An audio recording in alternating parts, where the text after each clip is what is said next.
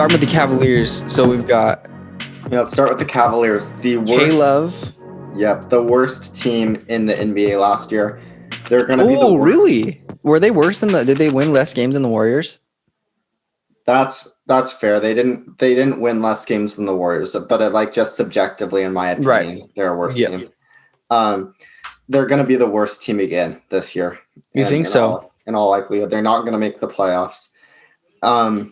It's just kind of time for a new start in Cleveland. They've got the new coach, JB Bickerstaff. They're capped out in what I kind of see as a bit of a silly trade. They basically traded their cap space to Detroit and got Andre Drummond, one year of Andre Drummond in return. He's got a player option this year, $28 million. I think he's going to pick that up. So they're capped out this year. They will have the full MLE to work with. So that's going to be worth about somewhere between $9 and $10 million. So that $9 to $10 million MLE and the number 5 overall pick is going to be the key or going to be the two tools that the Cavaliers have to improve their roster, which was a roster that for 2 consecutive years has been the worst defensive team in the NBA. They also led the league in turnovers last year. How many points did they give up a game? You know that off the top of your head? No, but I know their defensive rating, which is points allowed per 100 possessions. I'm pretty sure that was like 117 or 118, which is historically bad. Holy crap. So what's the average amount of possessions a team gets in a game? Usually around 70. Okay, what did you say? How many points they gave up per 100 or something? I'm going to have to look that up. I actually don't know what the answer to your first question was. I think it's like 80 or something, but they gave up like 117 points per 100 possessions. That's a lot. Yeah. Holy moly. That's crazy. They seem how old they seem. I mean, I don't want to I feel like they have a few old guys on their team. I mean, K-Love's not that old, but Matthew Dellavedova, or have they just been around for a long time? Yeah, both. Yeah, they've got an interesting mix of aging role players and young guys who haven't quite turned into NBA players yet. So they picked up Jordan Bell. Yep.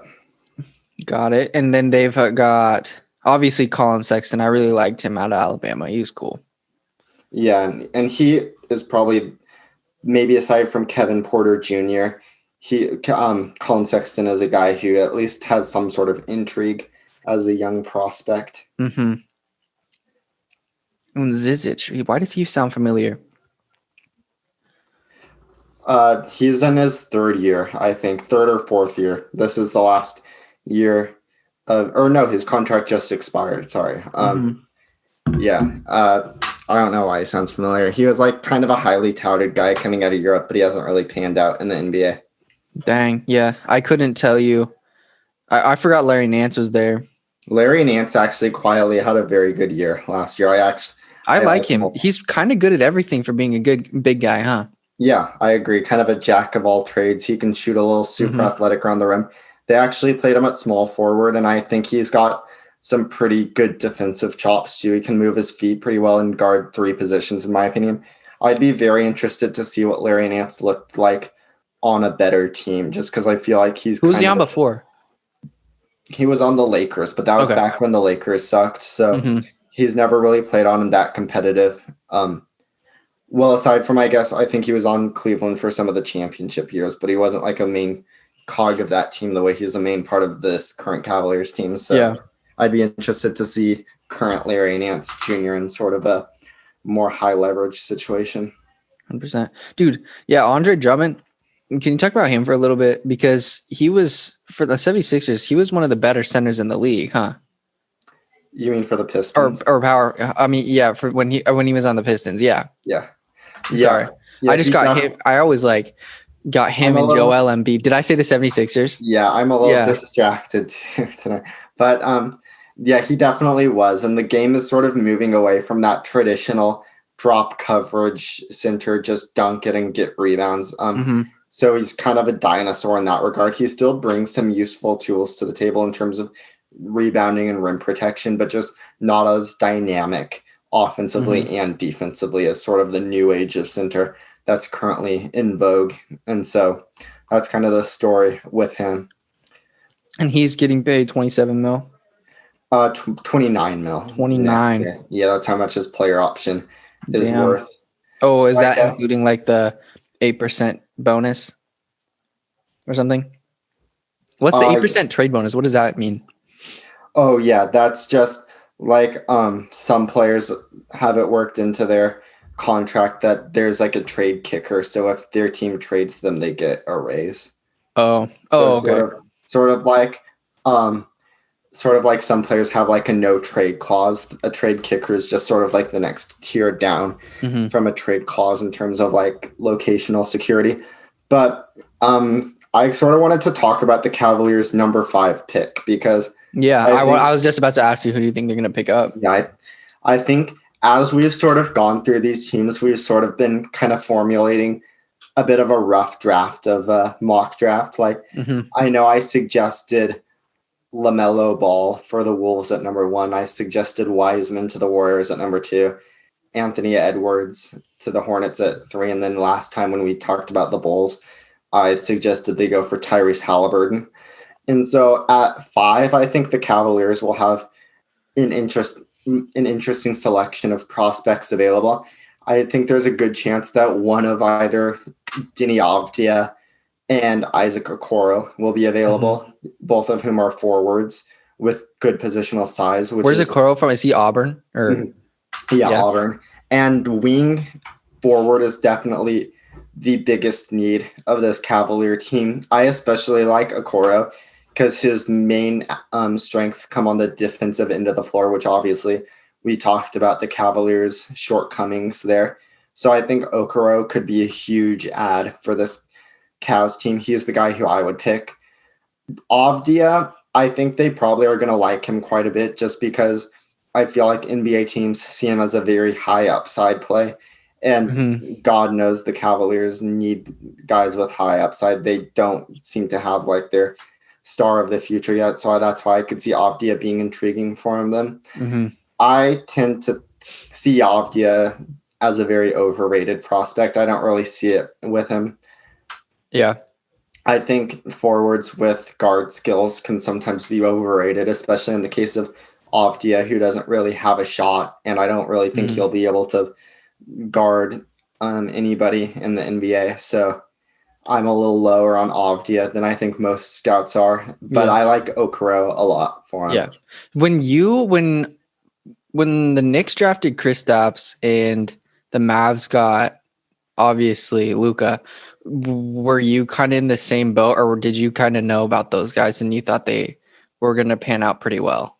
Kristaps, I was a little bit back then. When I was a little bit younger, I really only have been paying attention to like the draft and stuff the past few years. So Kristaps, I kind of didn't like him just because like that's what the mainstream media was sort of saying, is that Kristaps was going to be a bust. So I remember not being too excited about that. Luka, I thought Luka was the best player in his draft class. So I thought the Mavs got a real steal there at number 3. Avdija, I don't like him at all. So he's a guard? He's a forward, 6'9" guy from Israel. Oh, he's big. Okay. Yeah, very big. And that's kind of the appeal with him, just having a forward with good size who can be, in theory, an offensive initiator, but I just don't really see him as that guy. So. Dude, looking at the Cavs roster, I feel like they have a lot of good role players, but nobody to really build around. 100%. They haven't found their guy yet. Yeah, they have good pieces because I like Larry Nance. What do you think of Tristan? Well, he's hitting free agency this year. Okay. I like him actually a little bit better than Andre Drummond. I think he brings some. Oh, you like him better than Andre? Yeah, I think he brings similar tools in terms of being one of the better rebounders in the league.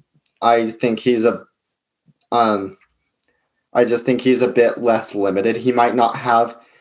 None of his skills are as elite as Drummond's skills as a rim protector and rebounder, but I just think Tristan Thompson might just have a bit more versatility to his game that makes him a little bit more compatible with the modern NBA. I think he would be a great fit on an actual competing team. The ones that come to mind immediately would be the Clippers and the Nuggets. I think he would fit in. He'd be a perfect Clipper. Yeah, I think he'd be a great fit on either of those teams. I think he's built up enough equity with this Cavaliers organization that they'll make him an offer from just a dollar's standpoint that will rival the money he'll be getting from those sort of competing teams. So he seems pretty comfortable here in Cleveland. So I could definitely see him as a guy who comes back to the Cavs next year. Yeah, and they've got my boy Alfonso McKinney. Yes, former Warrior Alfonso McKinney. Hard to know. He was a part of our championship, one of our championship teams, right? Yep, he started. Yeah.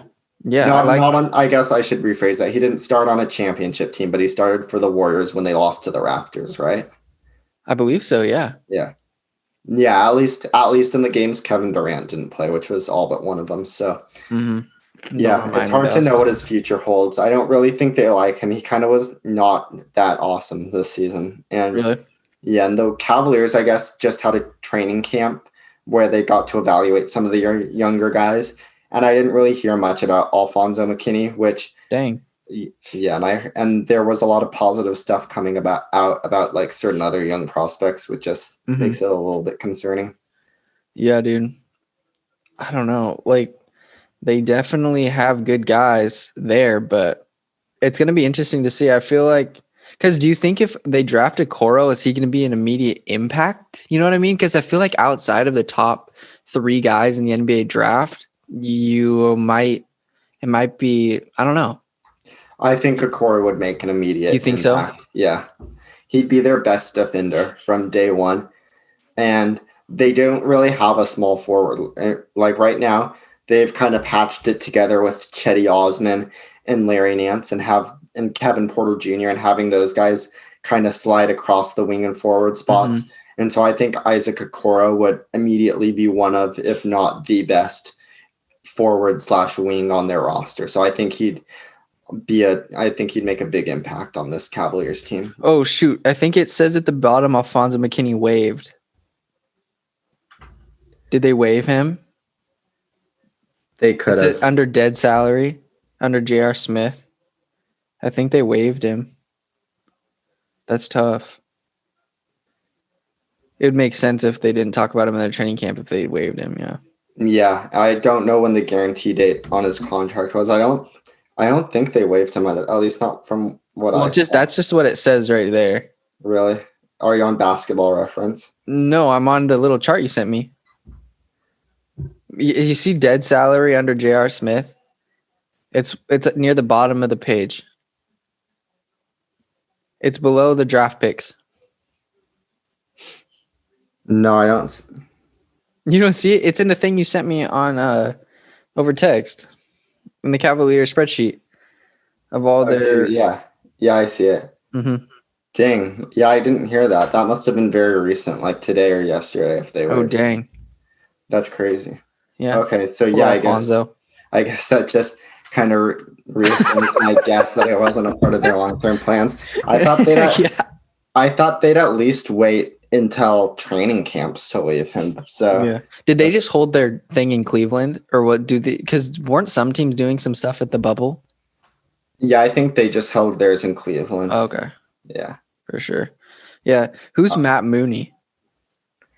He's a guard, I think. Is he? I don't have the sheet in front of me.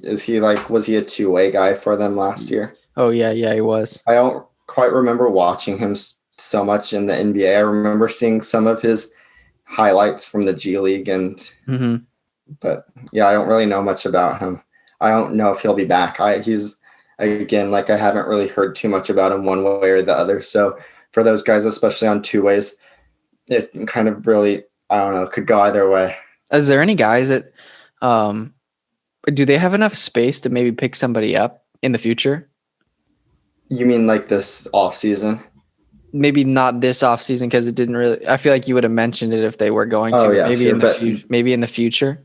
Yeah. So next, because it doesn't seem too bright for the Cavs. It definitely isn't. Next offseason, once Drummond's money comes off the books, and that's going to be kind of where they can start to maybe make some moves with cap space, especially depending on what they do this offseason. But like there are going to be a lot of teams with cap space in the summer of 2021. In Cleveland, you've got to imagine will be like towards the end of that list in terms of desirability to free agents. So, who's locked up for the long term there, and who should they lock up for the long term if they? Yeah, so the young guys like Colin Sexton, Darius Garland, Dylan Windler, Kevin Porter Jr. Those are sort of guys who are under a lot of team control for better or for worse. Kevin Love, he's still a guy who'll be around for 3 more years. Okay. So those are kind of the key pieces to their franchise. What I was about hoping, Larry? What about Larry? Yeah, is he around? Yeah, I think he might have 3 more years left on his contract. So he's definitely part of the long-term ish. Yeah, I mean, like I was saying, I'd love to see him get traded to a different team, but yeah, I don't know. It seems like, yeah, I'm not sure what. Did you say a potential fit? I think he could work well on any team, just because like everybody needs guys who can defend wings, I guess, especially like the Blazers. I think he could be a good fit on the Blazers. The Suns are another one. I think he'd be a very interesting fit on Phoenix, especially since Phoenix seems ready to compete. I think Denver could be a good fit too. Yeah. So the Suns, they've got Ayton, Booker. Mm-hmm. Who are some of the other guys? Mikal Bridges. Oh, yeah. A young guy who they like. Cam Johnson, their draft pick, had a great year. Ricky Rubio still's got a few years on his deal, but I think point guard is still an area they'll go after. Kelly Oubre is a guy who I think people still really believe in his upside. Yeah. That's a good team right there. I feel like Larry Nance I think he'd be a good fit there. Yeah, and I think they're ready to start competing, and so I wouldn't be surprised if they made some sort of win now move. Yeah, they showed out in the bubble. I don't really think too many teams are sort of have Larry Nance on their radar right now in terms of guys who they would like. But so you can get it for cheap, maybe. Oh, for sure. I think I kind of like him more than most teams do. I kind of wanted to talk about some guys who I think this Cavaliers team could sort of target in free agency. Okay, yeah. So just to go over their free agents, we've already talked about Drummond, who's going to not be a free agent because of his player option. We talked about Tristan Thompson, who I wouldn't necessarily advocate for them bringing him back, but just because of like the comfort the organization has with him, and he seems to be happy in Cleveland. I think there's a good chance they will, just in addition to the kind of equity he built up by being on Cleveland's most successful teams. Matthew Dellavedova set to hit free agency this year. He kind of falls into the Tristan Thompson camp, just a lot of equity built up in the organization, and I think he's happy there. I also don't really see any teams banging down the door for Matthew Dellavedova. Yeah. I think there's a good chance he stays in a Cavs uniform. Ante Zizic, he's a guy who, especially given the logjam the Cavs have at center right now, I think Ante is probably going to be on the first train or the first plane to Europe as soon as possible. No future in the NBA for Ante? Not at the moment, at least, I don't think. And then Alfonso McKinney, Jordan Bell, and Dean Wade are all guys we've mentioned on non-guarantee. Apparently they've waived Alfonso McKinney, which was kind of a live reaction for me. I hadn't heard that, so that's interesting. Kind of what I would have expected from them. I think they'll probably waive Jordan Bell as well. I'd probably keep Jordan Bell around. I kind of still am a believer in some of the tools Jordan Bell has. I think he has some character issues that haven't really been talked about because because the Warriors said that the Warriors didn't say anything too incriminating, but you could definitely read the tea leaves and they definitely thought he was kind of immature, if nothing else. And then the way he's kind of just bounced around the NBA. How so? Like, what have you heard about him? Because I've always assumed he's like a cool guy. There was a story about him pranking the coaches in the hotel room where he somehow was able to order a ton of room service to one of the assistant coaches' tab, and he would just for himself. No, just to be funny, just to order food for the coaches and stuff, but they had to pay for it. But why? I don't know, but there have just been a bunch of, I don't know, I just feel like like I said, like nothing that's like bad or anything, but just he might be kind of a jokester and still like act a little young. And I think NBA teams kind of don't like that. And then he's kind of bounced around from like Minnesota to Houston. Now Cleveland's picked him up. I think he still has some untapped potential, maybe a little bit of upside. But I feel just a like little growing up to do. Yeah, and from what I've heard, I don't really think the Cavaliers have loved him so much in their workouts.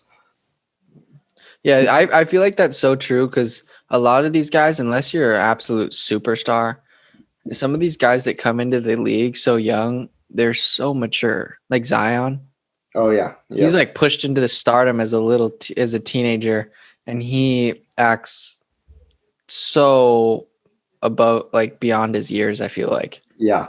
You know? Then for sure. Then Dean Wade is a guy I like on Cleveland a lot, and he played a lot of the year in the G League.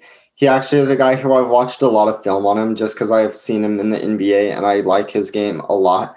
He's 6'9". He plays the power forward, but I think he's got some upside to where he can guard a lot of wings. He's got quick feet, and he's an explosive athlete too. Like he had some great dunks in the G League, some good help instincts. Like he would meet guys at the rim. I think he averaged a little bit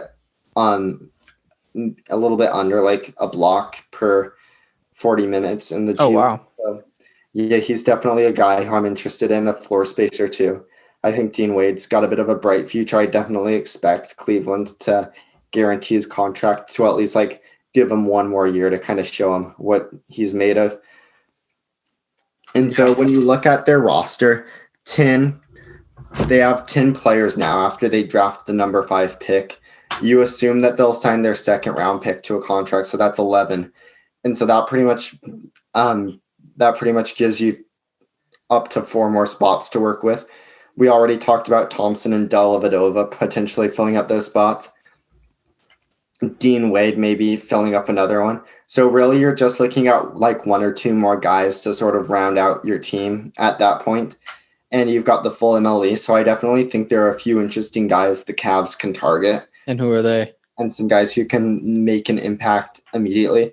So the guys I wrote down for the Cavaliers in terms of free agent targets are either A, young guys who have kind of burned out in the league, but the Cavs may be able to like resuscitate some value or like find a diamond in the rough, you know what I mean? Or some guys who can immediately contribute on defense and sort of just help the Cavs creep a little bit to respectability on that end. Mm-hmm. So the first guy I wrote down definitely falls into the second category, a veteran. He'll be a good locker room presence and sort of increase their defensive viability, and that's Mo Harkless, former Blazer. Okay. Yeah. Just like the Cavs desperately needed wings. They need other options besides Cedi Osman and Kevin Porter Jr. to guard forwards on the other team, so that's where Mo Harkless fits in. The next guy is Josh Jackson, burned out in Phoenix, burned out in Memphis, still very young, 22 years old. Obviously has a lot burned out. He's 22. When did he come to the league? Like when he was 19? Yeah. Holy moly. And he's still only 22. So and he's got great athleticism, good size. So I remember him. Yeah. Yeah. So who knows? Maybe Cleveland could like revive his career. He had the big fro out of Kansas, huh? Yeah. Chris Dunn is a guy who I really like, restricted free agent from Chicago. Probably the best defensive player on the free agent market this year. Very limited offensively, but as sort of a guy who you could pair next to Darius Garland and Colin Sexton, I think he could make a lot of sense for them. He likes to push the pace too, which for this Cavaliers team that might be looking for a bit of a youth movement, I think Chris Dunn would be a good addition. Shaq Harrison, another good defensive guard from the Bulls. Pat Connaughton is a guy I like, played for the Bucks. Athletic, good defensive too. Couldn't hit a three-pointer, but I think that shouldn't be something that the Cavs are too worried about at this stage. Sterling Brown, small forward from the Bucks, just another young guy who I think will sort of be lost in the shuffle of this free agent cycle, especially I'm pretty sure he's restricted. So the Cavs might be one of his only suitors, and I think he would make some sense for him. I like Josh Jackson and Chris Dunn. You think that would be smart? Mm-hmm. Yeah. Because didn't you say they need wings? Yeah, desperately. Yeah. I mean, they're kind of looking for help at everything at this point, but wing is definitely their biggest area of need. Dragon Binder is a guy who I've pretty much lost hope in, but just a guy who at one point seemed to have some upside, like maybe the Cavs could find something in him. And then the last guy is probably the most interesting in terms of just like best quality of player, and that's Wes Iwundu from the Orlando Magic. Just a 3-and-D wing. I think he would be like an even better version of sort of I don't know. I don't know where he's going with that. I just think like they desperately need defense, and I think Wes Iwundu could supply that. So he definitely fits into that mold I was talking about of sort of a defensive wing, somebody who could sort of like be a step up from Chetty Osman. So that's pretty much what I had to say about the Cavaliers. So, Again, like not Dragan Bender. I don't even think he's in the league right now. He's on like Maccabi Tel Aviv, BC. Yeah, in the EuroLeague, and again, you can like sign players from the EuroLeague though. So No, yeah, but I didn't know that he wasn't in like the NBA anymore.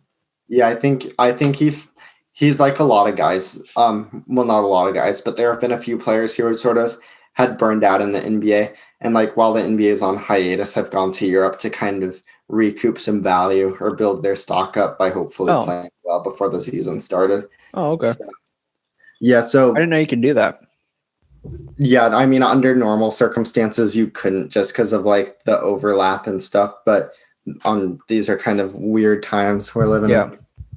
So pretty boring offseason for the Cavaliers. Not only do they have the worst team, but they're also probably one of the most boring off seasons in the league too, just because they don't have a lot of money, and I don't think many players will want to come play there. So just small market team. Yeah, no players who seem ripe to be traded. So.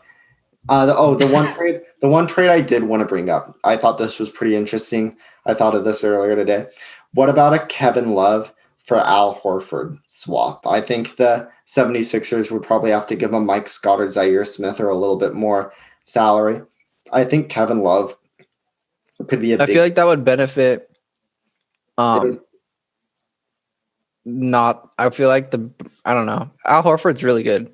But yeah, and again, like if you're Cleveland, you don't care if Al Horford's worse than Kevin Love because you don't. Like, you're gonna suck anyway. But if Philly sends back like Zaire Smith and maybe some draft capital, like I think I don't know what their situation is in terms of firsts they have available to trade, but throw in a few seconds, I think that could be worth it for Cleveland. And I think Kevin Love would be a great fit on the 76ers team. So that's definitely one I would look into. The 76ers love their shooters.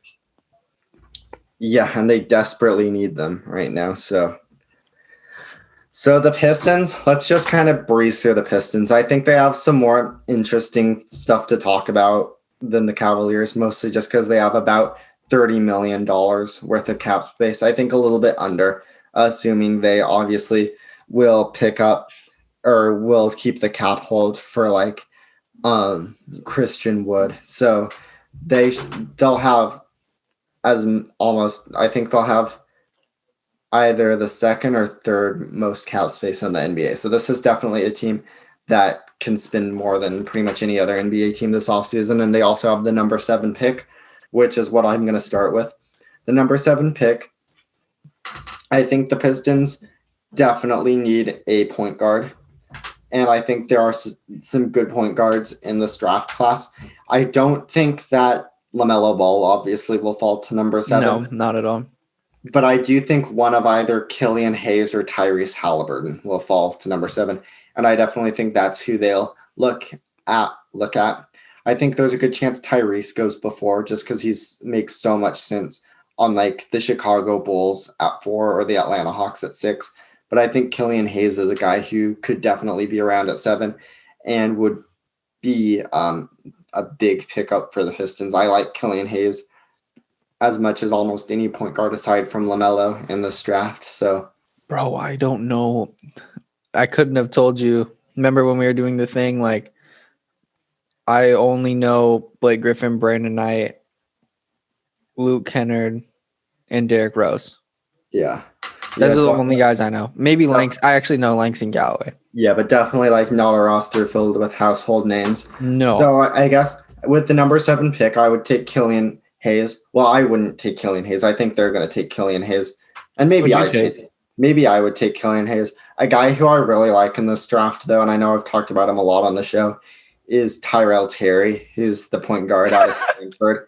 I haven't finished my draft prep yet, but from my early results, I kind of think Tyrell Terry might be able to sort of rival Killian Hayes. I like Tyrell's game a lot, but I like Killian's game a lot too. And Killian's one of the youngest players in the draft. So I think Tyrell projected first rounder. Oh yeah, yep. He's really risen up draft boards in the past few weeks.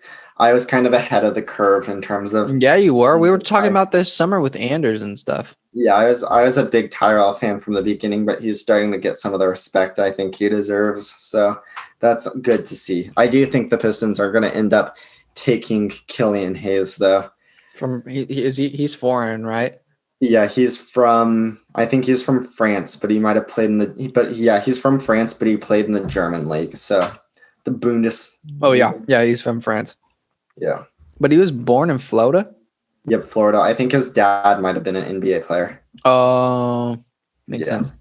Yeah, and so in terms of free agents, the Pistons have a lot of them. I'm just gonna kind of do a quick hitter on each one of them. Like, feel free to interrupt if one of the names sort of catches your interest, but I'm just going to read through them quickly. I think a lot of these guys will not be coming back. And so, yeah, Brandon Knight, he has a big cap hold, which for sure will be renounced, and he will not be returning to the Pistons next year in all likelihood. Tony Snell, a $12 million player option. He's going to pick that up. So Tony Snell is a guy who's going to be in Detroit again. John Henson, I don't think they bring back his cap hold. Maybe they bring him back, but I kind of doubt it. He was the guy who got thrown in the Andre Drummond trade from Cleveland, and he did have some good games in a Pistons uniform. I didn't watch a lot of the 8 games he played in, but I looked at his stats before we did the show, and it looked like he was at least decently productive in Detroit. So maybe they give him another chance on a minimum deal. That one I'm not really sure about. Langston Galloway, I like Langston's game a lot. I think Detroit would love to have him back. I think he's popular and has built up some equity in the organization. My only thing about Langston Galloway is I actually think a lot of teams could be helped by having Galloway on their team. So I think he might have some more interesting offers on the table than Detroit. But I think Detroit would probably love to have him back. Yeah, he looks good. Yeah. Yeah, for sure. And he's a great shooter. Like, obviously, shooting is a skill that NBA teams love to have. Thon Maker, as a restricted free agent, I think we've seen the last of him in Detroit. I don't really know what Thon's future is going to be, but yeah, I don't really see him coming back. Jordan McRae is a guy who's interesting. I don't think the Pistons like him, from what I've heard. Like, the reporting is that he's not coming back. I think he's a guy who I see some potential in as sort of like an off-the-bench scorer. Mm-hmm. He's kind of funny. I've never seen a guy like bounce around the league as much as he has, because I'd never even heard of him before this year. And then he started playing really well on Washington. And then I think he might have gotten traded from Washington to like Minnesota to Denver, got cut, and then ended up on the Pistons. Like, I'm not sure what the exact sequence of events was, but he's been on like 4 teams in the past year. Holy crap. He finally ended up on the Pistons. And I don't think he's going to be back in Detroit next year, but I do think he might have some staying power in the NBA just because he's one of those guys. Like, obviously he's nowhere near this level of player, but he's just like a Lou Williams in terms of a guy who can come off the bench and create shots for himself. Mm-hmm. Christian Wood is a guy who I'm going to spend a little bit more time on in a couple of minutes. He had a breakout season this year with the Pistons, and I think he's one of the few players this year who will actually create a bidding war in free agency. So he's an interesting guy. Kyrie Thomas is on a non-guarantee contract worth $1.6 million. I fully expect them to pick that up. I think he's got a lot of potential as sort of a 3-and-D player. Svi Mikhailiuk, another guy who I don't think he's non-guaranteed. I think he has an early termination option.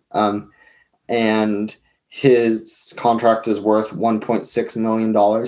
I obviously expect him to be back next year. He was a crucial part of their team this year. A sharpshooter, played heavy minutes in their rotation. $1.6 million is an absolute steal for him. So he's going to be back in Detroit next year. And then there are two-way guys, Lewis King and Jordan Bone. Kellan, you'll remember the name Lewis King, right? From the University of Oregon. Yeah, dude. Wait, let me look him up. I definitely remember this. Yeah. I was gonna say he sounded familiar. Yeah, this was his rookie year. He pretty much. Oh yeah, Luke King. Oh yeah, okay. He pretty much played the entire time in the G League, but he had some good moments, flashed some potential. I think. Yeah, bro. I was like, I know exactly who that is. Yeah, he's awesome. Yeah, and he's I think a good shooter. Yeah, and I think they'll give him a shot. I think he's got some potential. I think maybe not a guaranteed contract, but at least another two-way seems likely for Lewis King. And then Jordan Bone, who's a young point guard. I actually think he is a guy who they will sign to a guaranteed contract.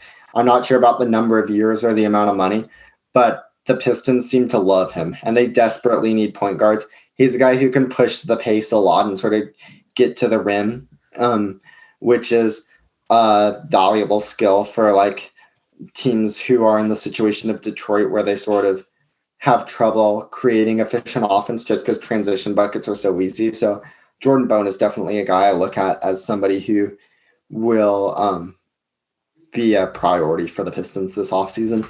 Bro, yeah, that's so sick. Luke King is awesome.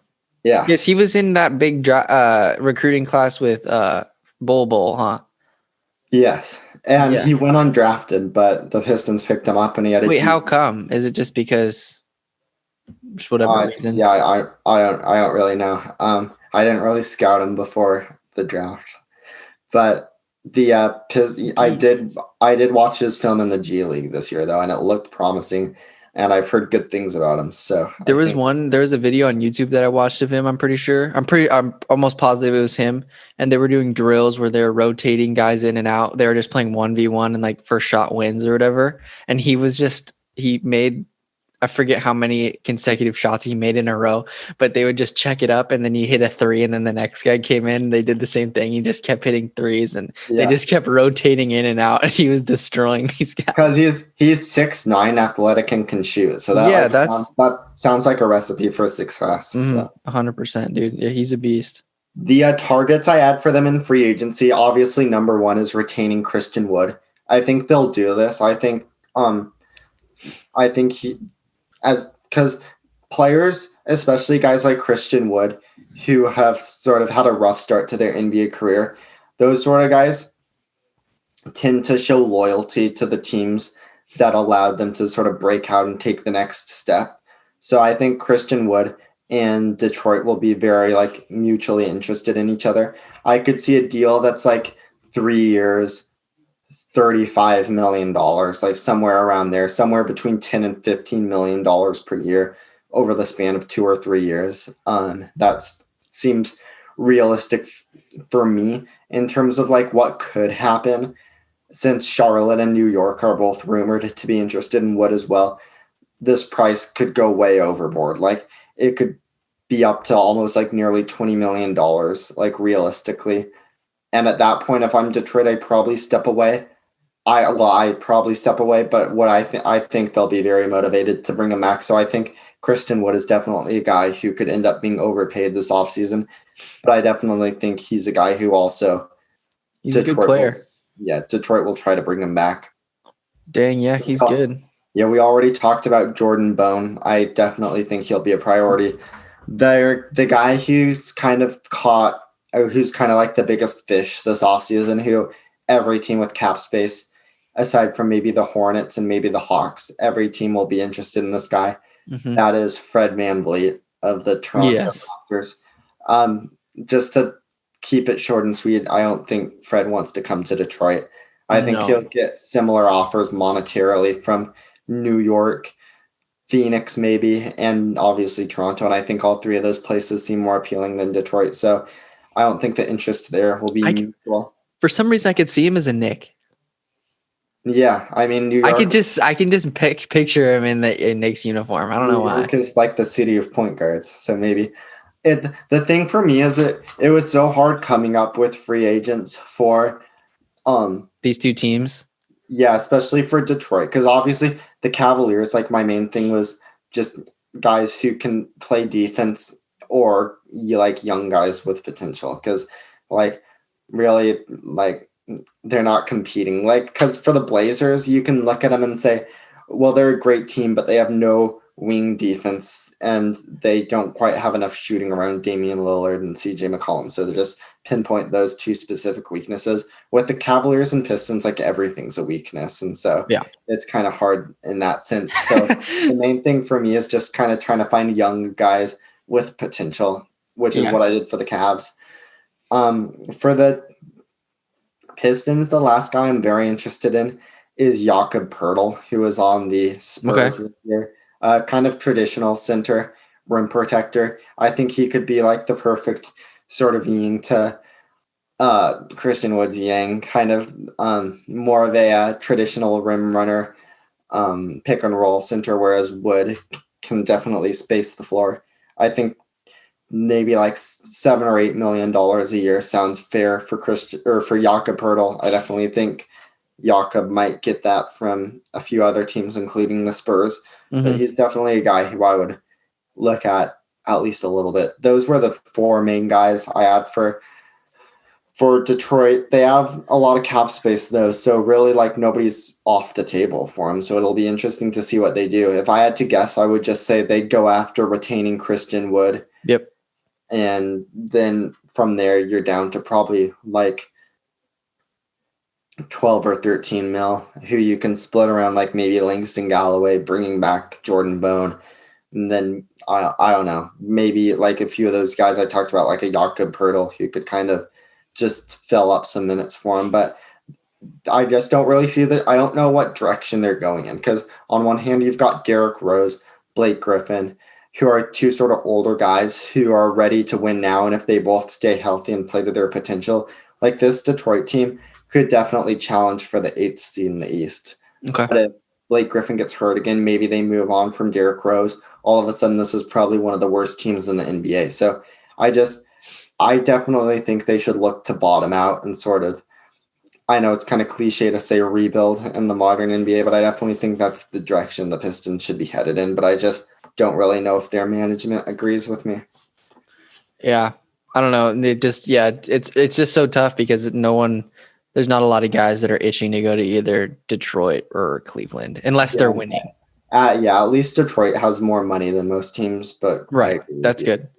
For sure. What I wanted to finish with was just 3 trades, and I wanted to kind of get your thoughts on each of them. Okay.